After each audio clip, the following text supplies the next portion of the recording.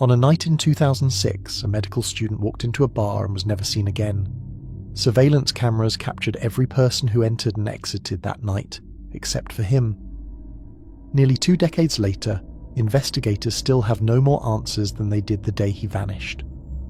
Brian Schaffer was a 27-year-old med student at Ohio State who disappeared on the night of April 1st, 2006 in Columbus, Ohio. He was smart, social, and seemed to have a lot going for him. He was studying to become a doctor, dating another med student named Alexis Wagoner, and planning a spring break trip to Florida with her. Some even think he was planning to propose. But behind the scenes, things weren't totally perfect. His mum had passed away from cancer just 3 weeks earlier. His friends and family said he was devastated, but not suicidal. He threw himself into his studies and was looking forward to the vacation. His dad later mentioned how burnt out Brian seemed from school, and even questioned why he went out that night at all. Still, it was the start of spring break, so on that Friday night, Brian decided to go out. He grabbed dinner with his dad at 6 p.m, then later met up with his roommate Clint Florence to hit the campus bar scene. They started off at a place called the Ugly Tuna Saloona around 11 p.m, where Brian also called Alexis and told her, "I love you, and I'll see you in just a couple days." As the night went on, Brian, Clint and a friend named Meredith Reed bar hopped around the area. Everyone who saw Brian that night said he seemed in good spirits, happy, relaxed, and definitely not someone who seemed like he was in a dark place. Around 1:15 a.m, Meredith drove everyone back to the Ugly Tuna Saloona. Security cameras caught Brian and the group walking back into the bar. He looked totally normal, chatting with people while a local band played inside. At about 1:50 a.m, video shows Brian stepping outside and talking to 2 women near the entrance. A few minutes later, around 1:55 a.m, he turns and walks back inside the bar. And that's it. That's the last time anyone ever sees him. After that, it's like Brian vanished into thin air. Security footage from all the exits, front door, side door, shows everyone leaving the bar but not Brian. Cameras from nearby places like other bars and the theatre across the street also never picked him up. When the lights came on at closing time around 2 a.m, Brian was nowhere to be found. Clint and Meredith searched the bar, checked the bathrooms, and kept calling his phone but got no answer. Eventually, Clint figured Brian had just left on his own, maybe headed home, and they both went back thinking he was already gone. But he wasn't. By the next morning, April 2nd, people were starting to worry.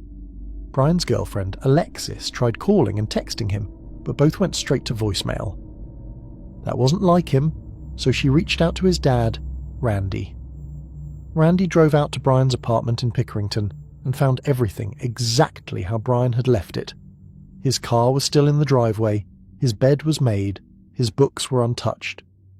Nothing looked out of place, and nothing suggested he had planned to leave. Even more worrying, Brian was supposed to fly to Miami with Alexis later that same morning. When he didn't show up at the airport, it really hit everyone that something was seriously wrong. That day, his family filed a missing person report with Columbus Police. The search started right away. Police, family and friends put up posters and spread out across the Ohio State campus and surrounding neighborhoods. They searched the banks of the nearby Olentangy River, since there were rumors Brian might have somehow ended up in the water, and because a few other college-age men had drowned in local rivers in recent years. They checked creeks, drainage ditches, dumpsters, alleys, homeless shelters, hospitals, anywhere someone might have ended up. Still, there was no sign of Brian.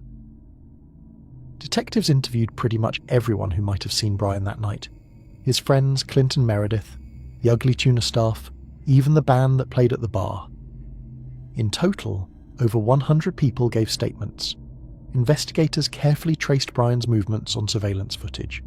They saw him go into the Ugly Tuna at 1:15 a.m, and again at 1:55 a.m, after briefly stepping outside to talk to a couple of women. After that, nothing. He was never seen leaving. The weirdest part. The building was under renovation at the time, and while most exits were covered by cameras, there was one spot that wasn't, a service exit near a freight elevator. Some think maybe Brian left through there, either by accident or on purpose. But detectives weren't convinced. They brought in cadaver dogs to search that area, including the bar's roof and other service zones, and found nothing, no trace of Brian anywhere. Police followed every lead they could. They checked Brian's phone records and credit card activity. Nothing had been used since the night he disappeared. As tips started going viral online, investigators stayed cautious. One internet theory suggested that Brian might have been a victim of the so-called smiley face killer, but there was no evidence to support it. The smiley face killer idea is basically an urban legend that popped up in the early 2000s. It came from a few retired detectives who believed a group of serial killers was targeting college-aged men, guys who were athletic, smart, and well-liked, who later turned up drowned in rivers or lakes. The killer supposedly left smiley face graffiti near where the bodies were found. It's tempting to consider that theory, basically the idea of a serial killer or killers marking their victims with smiley face graffiti. But the truth is, there's no solid evidence behind it. The FBI and other law enforcement agencies looked into it and found no real connection between the cases. Most of the deaths were ruled tragic accidents involving alcohol and water, not part of some hidden crime ring. One especially strange lead came about 6 months after Brian disappeared. Alexis, still calling his phone every night, was shocked when it actually rang instead of going straight to voicemail. The phone company traced the signal to a cell tower in Hilliard, about 14 miles from Columbus. For a moment it felt like a breakthrough, but police later said it was probably just a technical glitch. Then in 2008, 2 years after Brian went missing, tragedy struck again. His father, Randy, died in a freak storm accident. Randy was in his yard in Baltimore, Ohio, clearing debris and doing cleanup work after the storm. While doing this, a branch or heavy object blew loose and struck him, killing him instantly. At the time of his death, Randy had remained one of the most committed people in the search for Brian. He frequently posted updates, helped organise search efforts, and maintained a memorial site. His obituary even included a message hoping for Brian's return. Not long after, someone left a message on Randy's online obituary claiming to be Brian, saying he was alive and living in the US Virgin Islands. It sounded hopeful, until police traced the post to a public computer in Ohio. Just another cruel hoax. Despite the dead ends, the case has never been closed. The Ohio Bureau of Criminal Investigation and Columbus PD have kept it open, and in 2021 they even released an age-progressed image showing what Brian might look like today. But to this day, Brian Schaffer has never been found.